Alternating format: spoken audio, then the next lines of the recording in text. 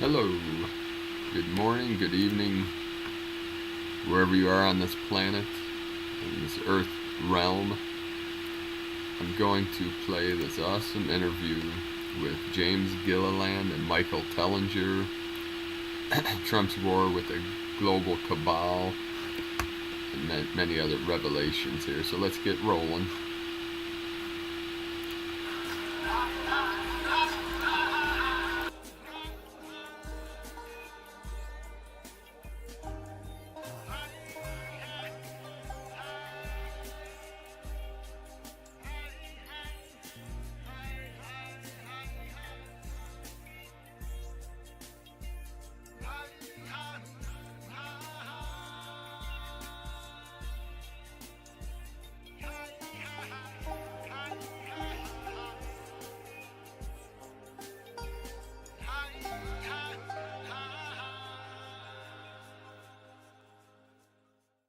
Greetings. This is James Gilliland with As You Wish Talk Radio on the BBS network. We've got going to have a great show today. First, I want to. There's so much crazy things going on, and I thought I'd do a quick little news thing, a little tongue-in-cheek news thing to get people, up to speed on what's happening. But under the breaking news, there's major job and under breaking news, there's major job openings in the U.S. government. The FBI, CIA, House, and Senate are hiring. Read the memo. Trump did say he'd be creating more new jobs, So anyway, there's a mass exodus, out of these agencies, and due to what the memo said. So anyway, sadly, the founder of RT was found dead due to multiple blunt traumas to the head and body. The coroner listed it as suicide. Kind of like all those lawyers that were suing, going after Wasserman and Clintons, and they end up with multiple gunshots to the head and type suicide notes, and it seems it's not healthy to become part of the Clinton opposition. The body count continues to rise. There's one of the headline news. One of the major universities did a psychic evaluation on Hillary and developed. Well, basically, it was developed by an esteemed university, and she scored just under Hitler, especially concerning lack of empathy and the ability to do what is ever necessary to achieve her narcissistic goals. Hillary, when asked who paid for the Russian dossier, said, "I did. So what? I covered up the child diddlers, rapes. This is nothing. Get over it. What difference does it make? Why am I not president? What happened?" Anyway, this is almost beginning to be a very dark comedy. It's so bad, and it's going to continue to unfold. The more they try to cover it up, which is the next topic. Adam Shifty, Mrs. Skeletor, Pocahontas, Mad Maxine, and a few others are creating Democrat counter memo. They're hiring Disney in a room full of Russian third graders. Congress voted down releasing the Democrat memo with a comment, somebody should get the net. Anyway, CNN will leak and repeat the Democrats' fake memo until everybody gags, change the channel, or jumps out the window. Looks like CNN has finally thrown in the towel due to lack of listeners. I guess there were not enough people with lobotomies to keep it going. Anderson Cooper commented, "It doesn't really matter. We still have MSM and CBS. I get my check from the CIA under Project Mockingbird, whether I show up or not." I hope these aren't too little over the top for people, but Mr. Soros there is threatening Putin and Trump and almost anyone who resists his New World Order program, saying they won't be around for long. And this just might be a self-fulfilling prophecy, considering the fact that he has international warrants out for his arrest for toppling countries, creating civil wars, making billions off the wars, and carnage to follow, His Let's Make the World an S-Hole campaign seems to be failing, although they did get a little traction over in Haiti, thanks to you-know-who. Now, according to the Democrats, the Russians ate your homework, left a dent in your car, stole your car keys, and are plotting to take over the world. And the Democrats are the only ones that can see them. They have cloaking devices and are invisible, leaving no trace of evidence of them ever being there. So if you've lost your keys lately, blame the Russians. Here's another one. Prince Al Waleed confessed to organizing the Las Vegas massacre, sending a team of professional snipers and multiple gunmen to Mandala Bay, which I believe he owns the top floor. I hope the sheriff gets this memo, but I hope the news actually gets this memo and deals with it. But there wasn't a lone gunman there. There was more than that going on. Anyway, during the State of the Union speech, Democrats who would not stand for the national anthem, the flag, the lowest black unemployment in history, honor the parents whose kids were killed by MS-13 gang members, etc., were caught playing video games and playing with their cell phones. Now, whether or not you agree with the speech or in opposition, it's wise to know what's going on. I mean, isn't that their job? This is extreme self-serving narcissism, and, they need to be reminded of who they work for, and they need to pay attention to what's happening. That's why they're there. Okay, so now this is a good one here. With an executive order, Trump declared UFO cover-up is over. Latest polls show 85 to 99%, as in Texas, believe UFOs exist and there is a government cover-up. Trump tweeted, "What's the point? We're really looking stupid here. Who do we work for?" This was followed by CNN, MSM, CBS calling for another mental health test. Trump tweeted, "I aced it. How about you?" Followed by a happy dance. Here's one more. In his 220 State of the Union address, Trump said he would release free energy, anti and counter-gravity, alternative cures for most diseases, ban inoculations, and big pharma until they prove their drugs are safe and effective. He'd ban chemtrails, also known as geoengineering. He also said after he builds a wall, he's going to toss a lot of Democrats over it, a few Republicans too, and there will also be a new FBI and a CIA, only it'll be on the other side of the wall. Adios, amigos. This will be cost effective because they're already doing business on the other side of the wall. And I'm not going to explain that one. You can read between the lines. That's about it for the news. There's so much more going on, but it's just, there's so much bad acting out there. We have to bring some humor into this. It's so insane. I think that's the only way we can survive this planet and what it's going through is by bringing some humor into this. So anyway, with that said, I want to get into the show. We've got my brother from another mother, Michael Tellinger, and he's been on the show many times before. He's the author of Slave Species of the Gods, African Temple of the Anunnaki, Adam's Calendar, Slave Species of God, Temples of the African Gods. I might have missed one or two, but he's head of the Ubuntu movement, and he's getting ready to do a pretty big conference over there in Africa, in which I'll be attending. So I can't wait to get over there and pet a lion or an elephant or something. But anyway, with any further ado, I want to bring Michael on the show. Michael, are you with us? I'm here, James. Great hearing your voice, and also great hearing those little news snippets. They really are a fascinating dark comedy, and I must admit I love Donald Trump's sarcastic responses. I know. I just, he has the same humor I do sometimes, and I watch. He just throws a tweet out, and everybody just goes nuts, and they go crazy, and then they all attack, and then they find out what he said was true, but they just keep going, he's like playing. It's almost like he's got a fish on the line, and he's just reeling them in a little bit and then letting them run and then reeling them in a little bit, letting them run. And it's just like, you'd think they'd figure this out, but what I find fascinating from the outside, and I guess I speak for myself and the people that I mingle with, and from the outside world looking into the United States, everybody seems to see that Donald Trump was a good thing and happened for the USA. I'm not sure exactly how good in the end it's going to be, but it's an interesting thing.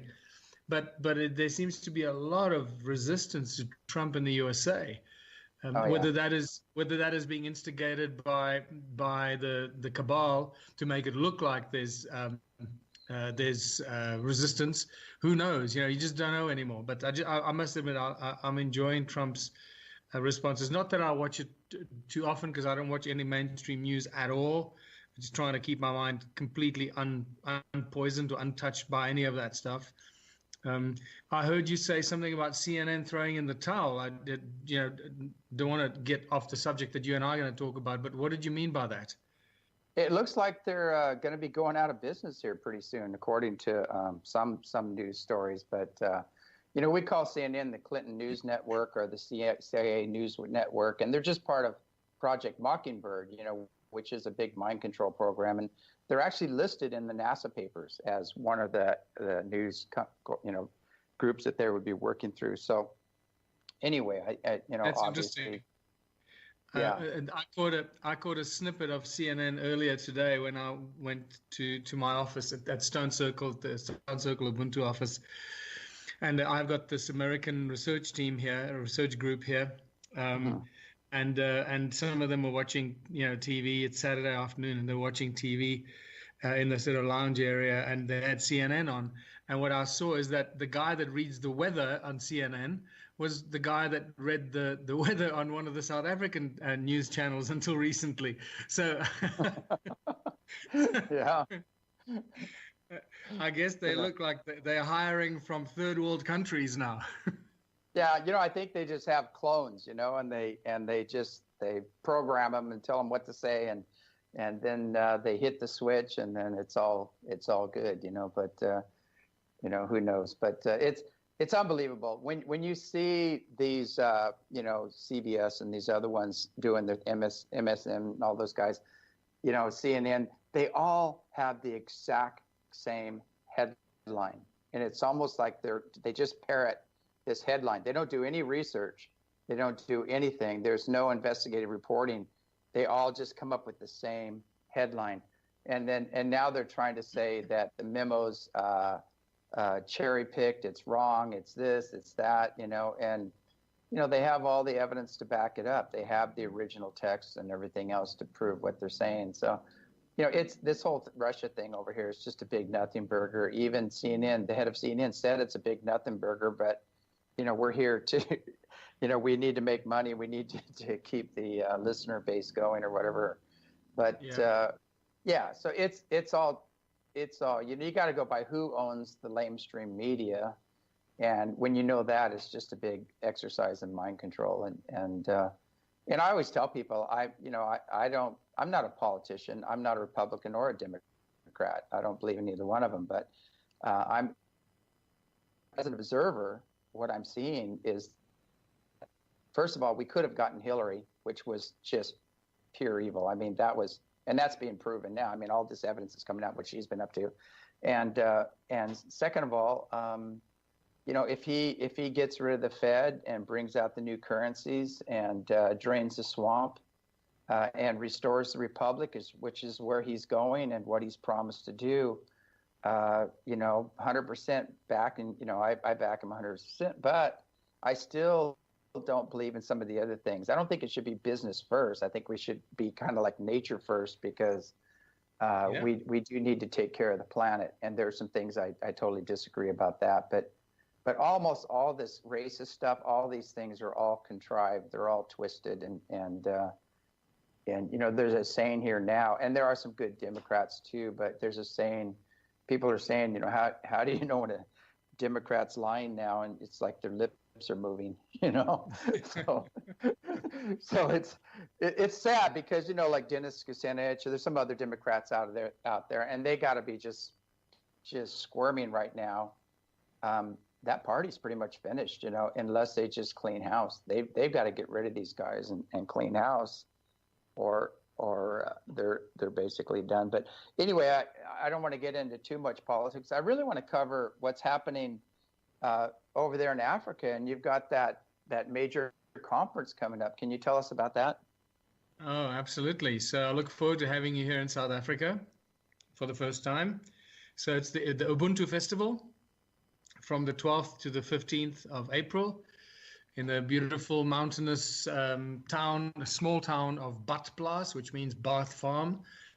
And it's now called Emanzani, or the place of Healing Waters. That's what its a traditional African name is, the place of healing waters. So it's an appropriate place for us to hold the event. It's a beautiful resort. It sleeps close to 5,000 people. It's got a nature reserve, game reserve attached to it. It's very obviously a very safe place. It's just beautiful, a beautiful fresh spring waters coming out the mountain. And we got a great lineup of speakers, a great lineup of musicians. I've got over 20 international speakers that are going to be there. You're going to be one of them. It's costing me an absolute fortune. I'm throwing in everything I've got to make this happen because I believe it has to be done. And to initiate this into Southern Africa, this kind of event. I've got more than 30 incredible musicians and performers. We have sound healers, we have yoga teachers, we have Qigong teachers. It's just going to be an amazing event. I'm really looking forward to it, but I'm extremely anxious and stressed throwing this all together with a small team, understaffed and underfunded, but we're pulling it off. So, there we go. So, if anybody wants to find out more, just go to ubuntufest.org. It's ubuntufest.org. That's UBUNTU fest.org, and check out all the details there. You can book your tickets. We'll be organizing shuttles from Johannesburg International Airport, which is called OR Tambo.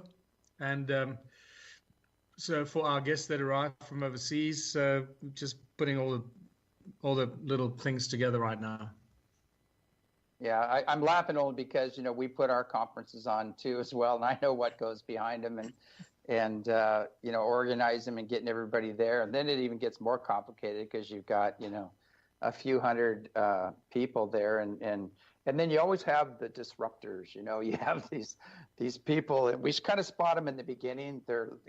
We know they're going to be a major problem. We just kind of assign some people to them, to help get that through, but get us through the conference. But anyway, now, do you have a list of some of the speakers that are coming to the conference? Yeah, well, starting with yourself, James Gilliland, myself, Michael Tellinger. We have Michael Cremo on Forbidden Archaeology. We have Jay Widener from Gaia. Jay's obviously very learned, well-experienced guy, got incredible knowledge.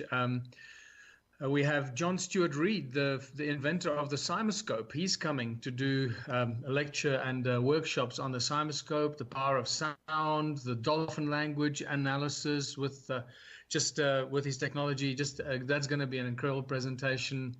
We have Klaus Donner, the Austrian researcher with all the mysterious unsolved mysteries and tools and artifacts from around the world. We have Samos Managic, the Bosnian pyramid founder. He's got incredible discoveries there in Bosnia. We have Valery Uvarov, the Russian pyramid builder. He's built several pyramids in Russia. An incredibly knowledgeable guy, ex-KGB. So he's got a lot of inside information. We got Eileen Day McCusick from the USA. She's got Tuning the Biofield. Her book is called Tuning the Biofield. So it's all about sound, resonance, and healing. We have Claire Janish, one of my favorite speakers in the world. She's a South African engineer, scientist. She's talking about biomimicry and beyond.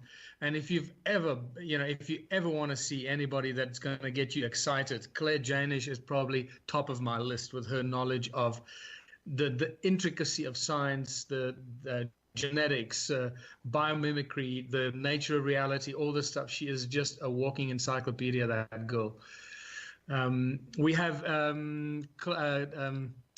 Linda Tucker, the South African who runs the White Lions Trust, talking about the whole white lion, the sacred white lions, and her relationship with Credo Mutwa. And that's just to mention a few. There a few, obviously a few more. That's such an amazing lineup. I wish I had all these guys at my place, but I don't think there's one that I would want to miss out of all those. Usually when you have a conference, you have a few really good ones, and then the other ones are kind of like old news that keeps getting regurgitated. But your lineup there is just amazing, and all these people are cutting edge, top line people. I know I've had a lot of these people on my show, and this, God, the information there. I mean, you should turn this into a definitely. I'm sure you're going to have DVDs available and things like that, but this should be like a world education, conference that goes out to everybody. Yeah, I'm considering, because the problem with Badplaats and many little towns in South Africa is that the internet is not good, so we can't really live stream. But what we can do is, and this is what I've been considering just in the last sort of 48 hours, is to create an Ubuntu Festival channel on YouTube, or and create a sort of a low-level subscription kind of opportunity, so people pay a small amount to be able to watch it, and that'll help us fund the event as well and future events, and put all the stuff on there. And as you said, turn it into a learning platform, which is really desperately needed. Yeah, I think with all the information that you and all the others have there, we've been lied to for so long about the origins of man, the true history of Earth, the origin of God, everything. It's unbelievable, and your lineup there pretty much covers the whole enchilada. Yeah, and I'm not sure if you've seen any of my latest work, James, my presentations.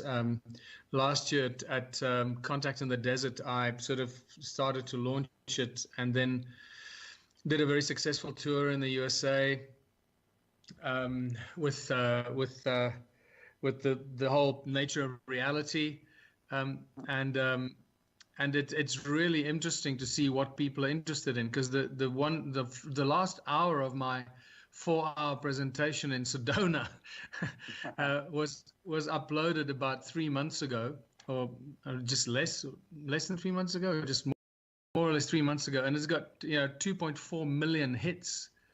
Wow. Which is just insane. So it shows you what people are interested in. They want to know about the nature of reality, the lies of the mainstream scientific fraternity, how they've lied to us, how they've manipulated us. And I go into deep, I guess you can call it deep knowledge and science from a scientific perspective about sound and resonance and magnetics, magnetism, electromagnetism, and then what I've discovered is the particle physics agenda.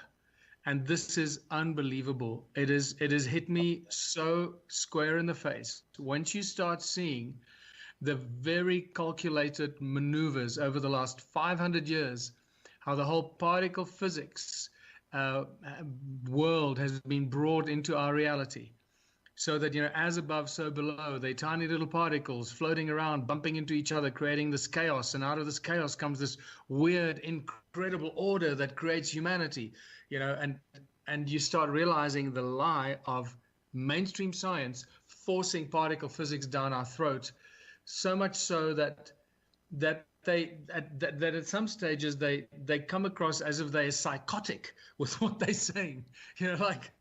Like then they the whole Big Bang, and then that's not good enough. Then it becomes the string theory, and that's not good enough. Then it becomes a super string theory, and then it just gets crazier and crazier.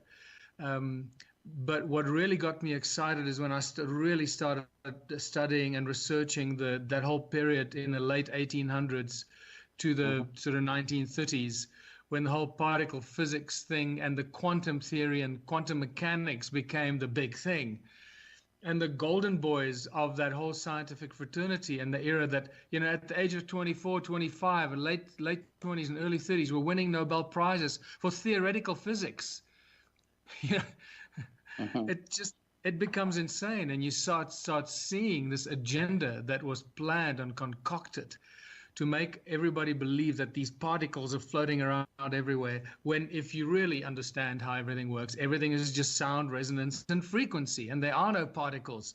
They're just momentary manifestations of very dense frequencies that manifest themselves and look and feel like solid matter, and because they vibrate so fast, we perceive and experience everything as solid. but there are no particles. And this is just becoming, for me, a huge breakthrough, with which you can start explaining pretty much everything and every problem we face as humanity.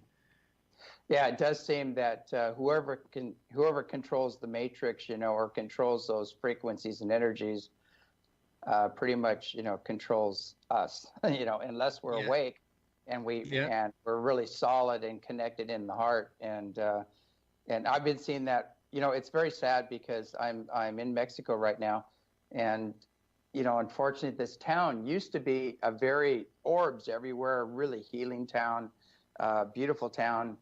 I come down here and I got a lot of my dental work done and things like that, and it's a wonderful place. And I've watched it degenerate over the past 12 years, and to now it's just there's so much alcohol and drugs, and they're doing a big rave.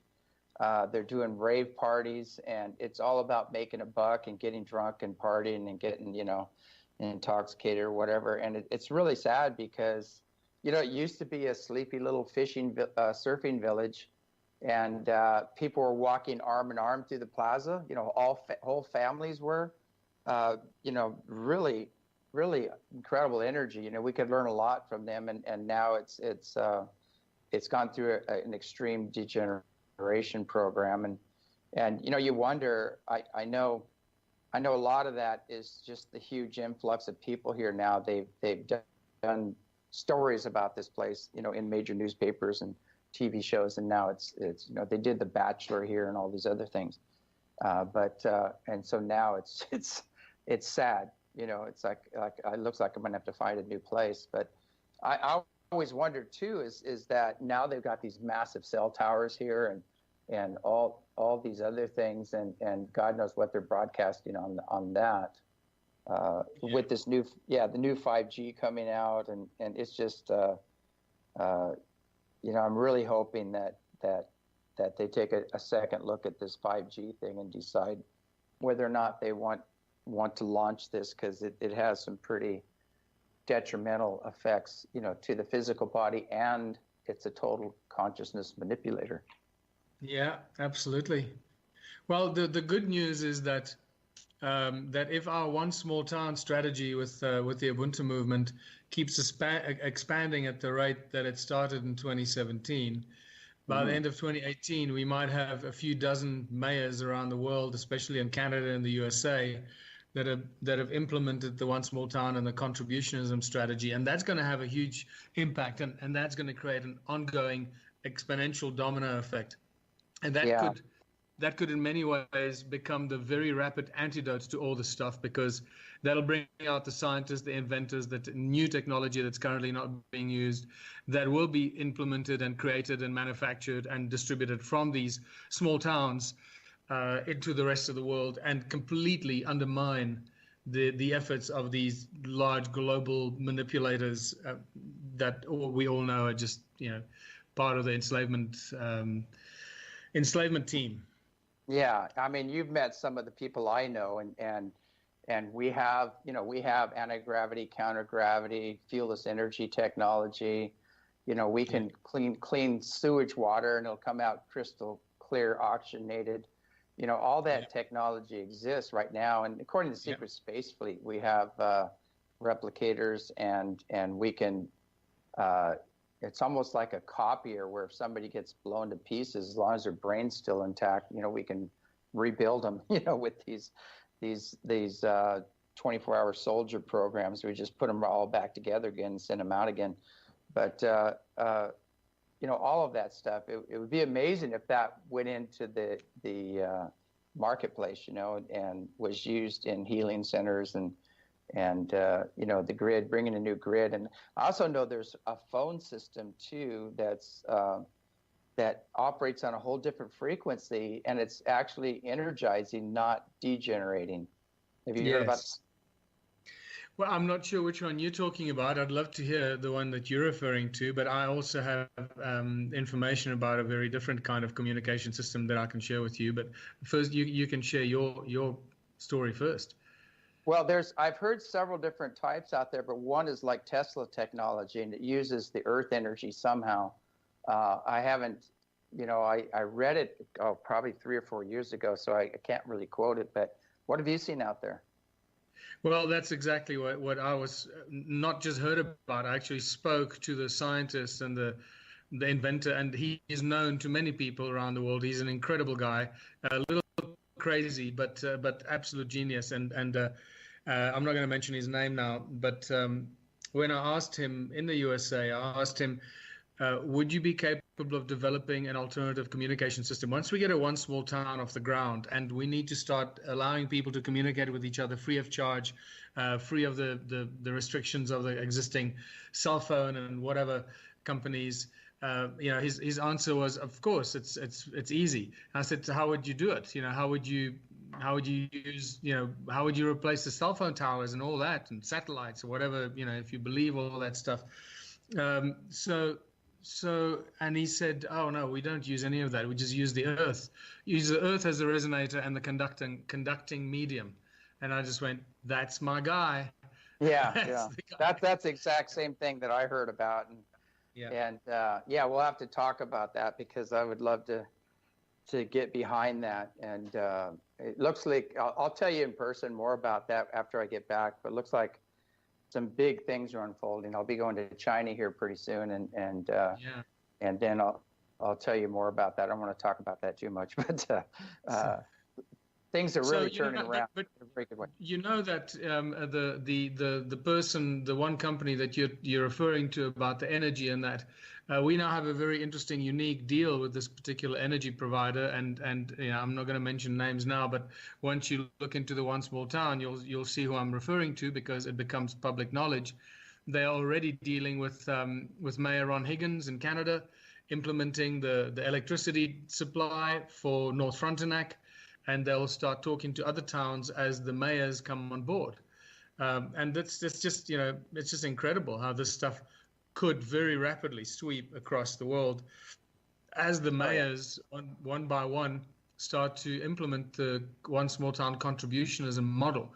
And I could tell you that Ron Higgins, the mayor of North Frontenac, has already got mayors in Canada calling him. He's got mayors in the USA and Australia and Germany, I believe, calling him, wanting to find out how he went about launching and implementing the strategy. So he's under a lot of pressure already to share, what he's doing, and his inspiration, and the courage that he exhibited taking on the Ubuntu model is already affecting other mayors. And this is the domino effect that I imagined would happen. It's happening, and I trust by the end of this year, we're going to have a very interesting scenario with a number of small towns in the world implementing this. I was going to go somewhere else with that. I heard you wanted to say something. No, I said maybe I'll run for mayor of Trout Lake and see what what I can do there. But I bet some of the local people here in Oregon, and Washington would probably get behind a lot of this. And I know there already are some places that we can talk about later where they've actually taken Rolls-Royce engines. They took a coal-fired electrical plant, pulled out the coal burners, and they put in these Rolls-Royce engines, and they're running them on water and generating a massive amount of electricity. And so, this puts an end to the nuclear, all this nonsense that we have going on, and the dirty energy days are over. And that's the dinosaur model that they're doing. I mean, they have things that are even better, but I know that's going to come out real soon. Yeah. So so that's the exciting side of things, and I always want to remind people not to get too caught up in the negative stuff and the news and the fear mongering, because that's all it is, just fear mongering to lower our vibration and our frequency and lower our consciousness, so that we live in fear, because then we have very low base vibration, and it's a horrible place to be. To realize that we're eternal beings, eternal spirits, eternal souls, part of the great creation, part of the unified field of infinite fractal source, or whatever you want to call it, God, and just keep that in mind. Keep reminding yourself of that, and keep reminding yourself that we are going through some incredibly important times, and we're the ones we've been waiting for. We're the ones bringing this in, especially the light workers and the people that are spreading the information and the knowledge. And we're changing history day by day, week by week, year by year. Oh yeah. And bringing in a new paradigm. And what I'm finding most exciting is, especially with the Ubuntu movement, how it's evolved over a 12-year period, going through its own evolutionary process and getting involved in politics and getting confused about how we can, spread abundance and prosperity. And by getting involved in politics, you start to then becoming an opposition party, and you oppose, and you resist. And realizing that that's old paradigm thinking. We can't resist. We can't fight. We got to do something new.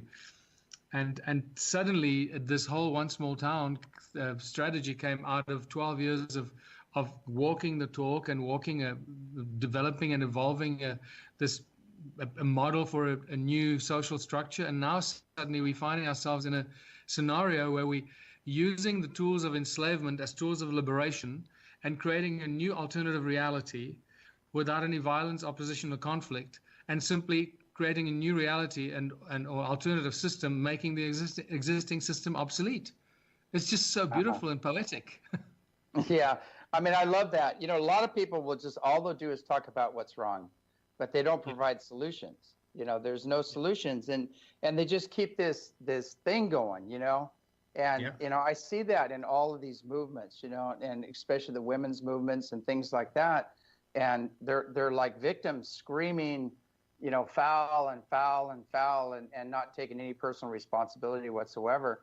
And yeah, there are things going on, especially, in some of the Middle Eastern countries, where women basically have no rights. But I mean, even you see in the women's movement, they bring this woman on that's preaching Sharia law, where women have less rights than a dog. I go, you're looking bad. Do the research. Why are you promoting this? It's insane. I go, where's the logic, in this? This is, you're promoting somebody that would like to, put you in a position where you have no voice, you have no rights whatsoever. You have less rights than a dog. You have to walk behind the man.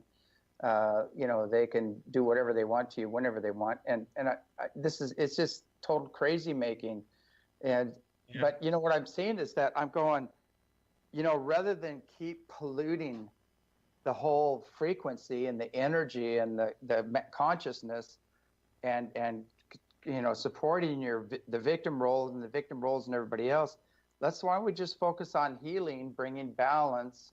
And focus on what you want to have happen, focus on what you would like to see, equality, respect, things like that. Put your energy into that side of the equation and not the other side. And because they are very wounded, they're totally manipulated by the mainstream, press and the cabal, and they're using their wounds against them.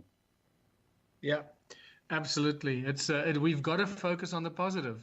It's important to know about what's going on. It's important to know that we're under complete onslaught, but just use that as a foundation for us to launch the new social structure, the new reality for ourselves. Because we can only create a new reality once we know what's going on and what not to do, and focus on the positive. And the Ubuntu movement does bring a very simple solution. And it is so incredible that once it starts, it's very difficult to stop it. That's the exciting thing. Oh, by the way, Mayor Ron Higgins in North Frontenac, Canada, or Ontario, I mean, he's already got investors emailing him and calling him and saying, hey, we love what you're doing with this whole contributionism thing and all the projects that are co-owned by the community and the investor. He's got investors lining up and queuing up, wanting to invest in new projects. And he's saying to them, okay, well, hold on, my proposals, my financial papers aren't ready yet. I'll let you know as soon as they're ready, and for the different projects. And more and more people are queuing up to invest in the new projects launched by this little town called North Frontenac. And that's what I thought would happen, what I predicted would happen, and now it's happening. So it's a beautiful thing to observe as it's unfolding. Yeah, and I know it's been a work in process. It's like I always tell people, none of us are infallible. As long as our hearts are in the right place, we're going to make mistakes along the way. And but a lot of people, are so tied up in what if I do the wrong thing, or what if I do this, and I go, just launch your boat. You can make course corrections later. Don't worry about it. And don't, if you make a mistake, just correct it. It's very simple, and that's why I said people are so worried about stepping out of the status quo, or out of the mainstream, or out of the herd, or whatever. And I found out, from my own personal experience, I was in commercial real estate. I had people working for me, and now you were in farming. Yeah, don't you have a pharmacology degree, or I'm not sure. Pharmaceutics, yeah. Yeah, and so I mean, we had that opportunity to make all the bucks and get old real fast and die, and we chose to do something else, and it all works out. It always works out, and if you're not in your joy, the stress is gonna kill you, and you're gonna age rapidly, and you're gonna die you're gonna have a very short life, and people don't realize that. Yeah. But what I want to do is just change the subject quickly and talk about the latest discoveries here in the stone circles, because I've got the first research team here, research program that I started. So the first group of people that joined me on my research in the stone circles with the sort of Michael Tellinger's Stone Circle Research Program. And it's been a really interesting journey of discovery. And what we've found in the last month is absolutely staggering. Firstly, that is becoming very evident now that the stone circles, at first, it's just, they're just becoming more and more mysterious, just more and more interesting and mysterious and mind-blowing. Keeping in mind that we're talking, and I'm only realizing what a big deal this really is now, 10 years after, or 12 years after I first discovered the stone circles. I'm starting to realize what a big deal it is, because we're dealing with the largest cluster and collection of stone ruins anywhere on Earth, right here in South Africa. Nothing anywhere on Earth even comes close when you compare the number of stone ruins and the vast area that they cover. I'm talking where I'm sitting right now in Watervalboven, 100 kilometers in any direction is the radius of these ancient ruins. It's just insane. And they're all like resonating a frequency as well. They're still operating, a lot of them. Yes, and this is what I'm getting to. So the machine might be broken, they might be destroyed and damaged and broken, but they're still working. That's the incredible thing. They're still giving off incredible amount of sound resonance and electromagnetic fields and so forth. They're still active as machines. I'm not sure if they're still doing what they were built for originally, which I now am beginning to believe that it was a lot more to do with not just gold mining, but also terraforming, atmosphere generation, possibly oxygen generation, and other things like that. A lot of real important foundational activities to make this planet habitable. That's becoming overwhelmingly clear right now, but they give incredible amount of energy. But what's coming out more and more evidence for is that they have very strong healing properties. The stone circles have turned out to be places that actually bring on healing. This is, and I wouldn't say that unless I was more than positive about it. I now have quite a few accounts of people that have shared their personal healing stories with me. Even with this research group that is here right now, we've been doing biometric measurements, basic biometric measurements like, or the normal stuff, blood temperature, pulse, blood pressure, and a few other things.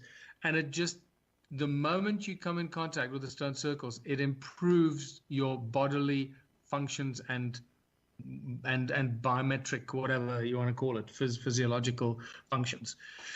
And that's spectacular. But by far the most incredible news that I'm going to share with you for the first time on radio. I've never actually said this before, is that I have at least one, probably more like 3 or 4 cases that I know of, but at least one case where a woman was cured of cancer, being exposed to the stone circles.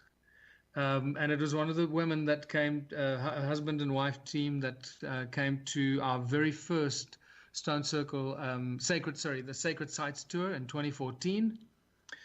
And she basically came out thinking that she was going to die because of the cancer that was diagnosed. And when they got back to Vermont, she went for some treatment, for a checkup, and the cancer was gone. Wow. Yeah, go ahead. No, and she then came to me when I was in Vermont again. She came to me and said, look, I've got to thank you for saving my life. And I didn't know what she was talking about. I said, no, the stone circles saved my life. It cured me of cancer. And so I'm just like going, wow, this is mind-blowing stuff. And it's more and more scientific research that we're doing. And I need to do more of this with the Stone Circle Research Program. So again, I'm going to be calling on people with special tools and technology and instruments and apparatus that we can use to do all kinds of these research, everything from geology, archaeology, astronomy, electronics, health, etc. There's so much research that needs to be done here. It's mind-boggling. And so get a hold of me, contact me on my website or Michael at ZuluPlanet.com, and get in touch with me and come and share your technology with us so we can do this research. Yeah, that would be awesome. I know so many people have these technologies. They want to get them out. They don't have a safe venue to do that. And I think, if you get out in the middle of nowhere, you get into some of these other places where the mayors are behind it, and you can get some kind of protection, you can get these things out. Yeah.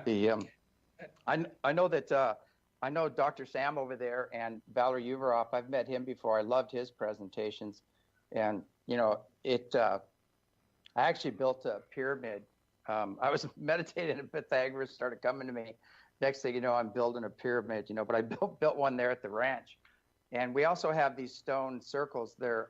It's Hopi Elder came out and helped us do this, and it was, it's built under their tradition, but it's a galactic medicine wheel, and the stones, and it has chambers for each star nation, and once you activate this thing, people walk in there, and if you're connected to the Pleiadians or the Andromedans or the Orion Council, wherever you walk into that circle, if that's your lineage, people just bam, some of them actually go out of body. Some of them just start crying. They have major healings happen, major awakenings. And we're talking people that are really skeptical too. This same thing happens, so I know the power of the stones and anchoring energy into those stones and setting them up correctly, can have all kinds of beneficial effects. But this is just fabulous, and I've been obviously looking at the stone circles and the medicine wheels and so forth with great interest in my study of cymatics and sound and the shapes that sound create, and that's just fabulous to hear that kind of feedback from you. What we've discovered as well with this research group that's here now is just unbelievable. A whole new page that's opened up around the stone circles, and that's the discovery of these mud fossils and ancient fossils that have completely and utterly taken me by surprise, because for 10 years or more now I've been walking through the mountains and the stone circles and all the terraces, wondering and collecting these stones and wondering, why are these stones these weird shapes? Why are they these strange shapes? And they ring like bells and so forth. And suddenly, just out of the blue, about 3 weeks ago, we were out in the field, and I was once again just marveling at why these stones are such weird shapes. And the one looked like a rib to me. And I came down the mountain, down the same path, and I put it aside, as I normally do. When I find these weird stones, I put them aside so that I can look at them when I come down the mountain. And I came back down and I started looking at this, and then suddenly it was like I had a download. It was like suddenly I was blind and I could see, you know. And suddenly I realized that we're dealing with fossils, because stones do not create these weird shapes, and stones do not have babies that come out in weird shapes. You know what I mean? So, Yeah. So, and I suddenly realized, oh my God, we are dealing with fossils. And this is why we have so many unbelievably weird shapes of stones, because we've got just mountains of fossils, of giants, of normal sized beings and giant beings and weird animals and creatures. Some of them look like they got dinosaur skin. Some of them look reptilian. We've got hooves from creatures that have never been seen. I've got fossilized heart that's twice the size of a human heart. It's just unbelievable. Within the space of 3 weeks, we've collected probably 200 fossils that are staggering. And it's just opened up a whole new chapter on the ancient history of Southern Africa and the Anunnaki.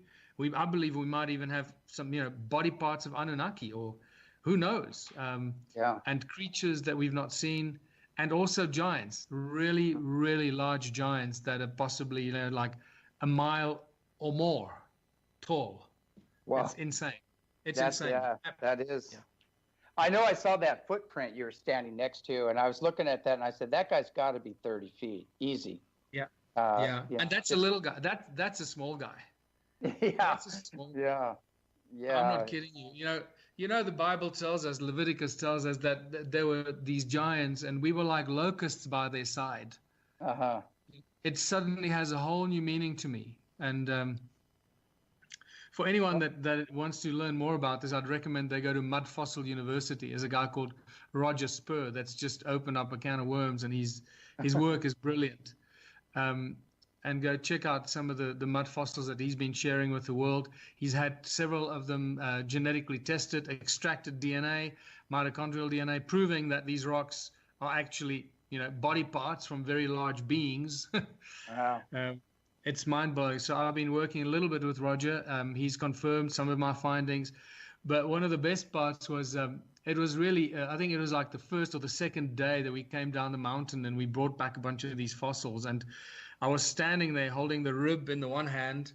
I just put it down, and I had this heart, this fossilized heart, about twice the size or maybe a bit more than a human heart. It's possibly even 3 times the size of a human heart.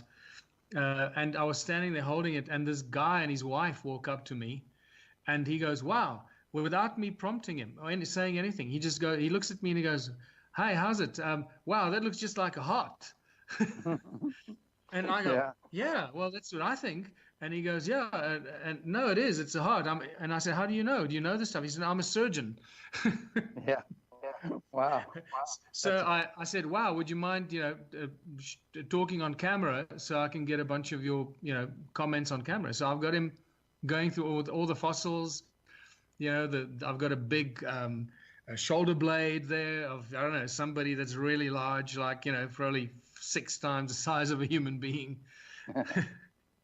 And it's just great stuff, man. Great. It sounds like you're like a kid in a candy store there with all these things unfolding. That's amazing. It's better than a kid in a candy store, man. Nothing can compare to this. This is just like I've got my own mountains, and I know where these fossils are because I've been walking these mountains for 11 years. Oh, I can't wait. Hopefully I can set some more time aside. Maybe we can go for a few walks together while we're there and check out some of the stuff. You've got to stay. You've got to stay for probably, I'd say, an extra week. After the festival. Okay. I'm going to ask, Sam Osmanagic and some of my friends that are coming to stay for an extra week as well, so we can go on a few tours. So I can show you around. I love Sam. I've had him on my show, and hey, they use the same technology. Some of the same technology. They used Harold Oldfield's technology, PIP technology. And they filmed, both the healing sessions we do and proved that there's a massive vortex that drops in and shows the bodies pixelating into light. But they went out and they filmed Mount Adams, and they said there's so much energy coming off of that mountain. They said it's like 10 times stronger, even more than the pyramids, at Giza and things like that. And they said, we don't know what's in there, but the energy radiating from that mountain is just off the scale. And I actually have the footage. I got the video footage and the photos of that. I'll actually show that, in my presentation.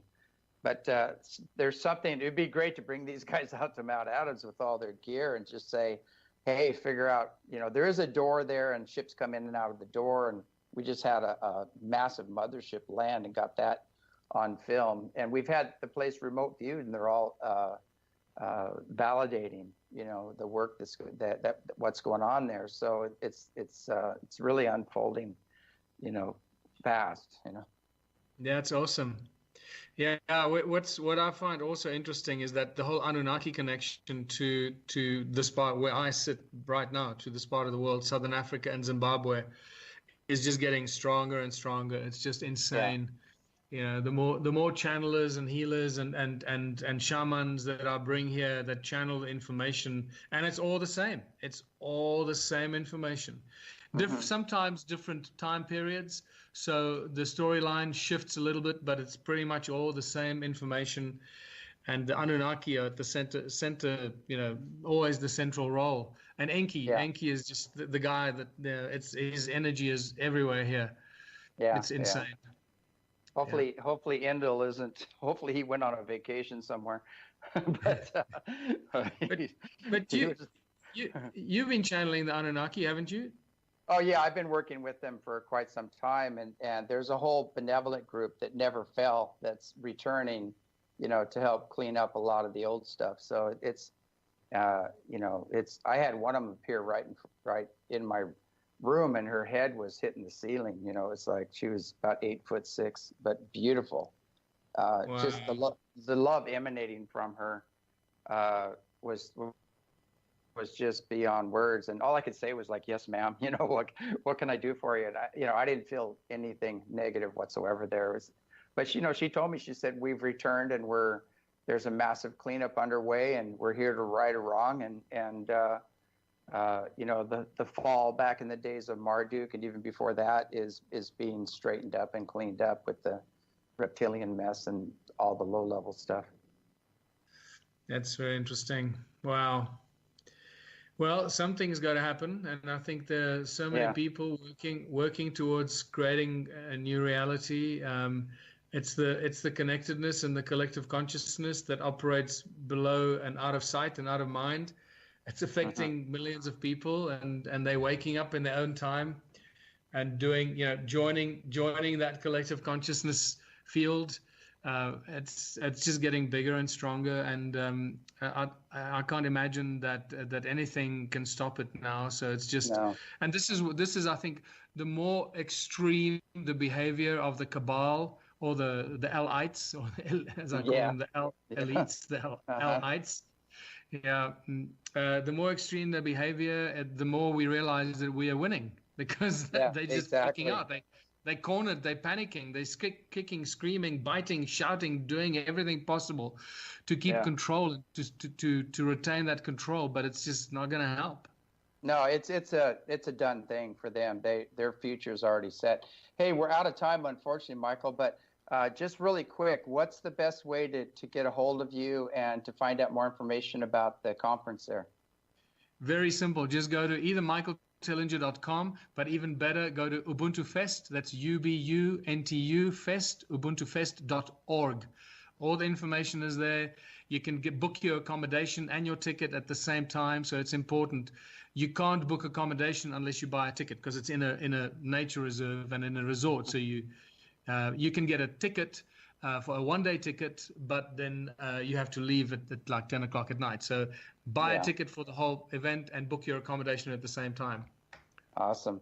Hey, I can't thank you enough for coming on the show. We'll have to get you back on. I know we've just touched the tip of the iceberg here, and good luck with the event, and we'll send as much energy and people as we can, and looks like we'll be seeing you soon. Awesome, James. Look forward to seeing you here in South Africa.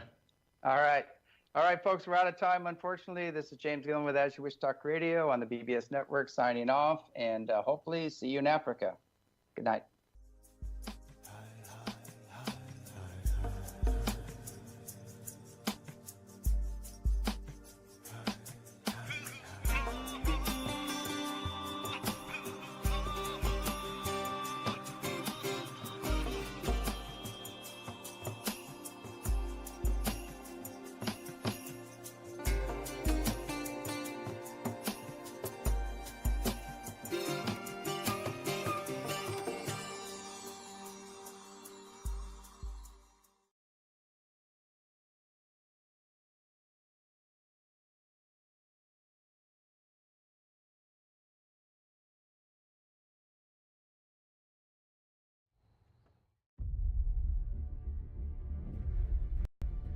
Imagine yourself in a high-performance bass or bay boat with the highest horsepower ratings in its class.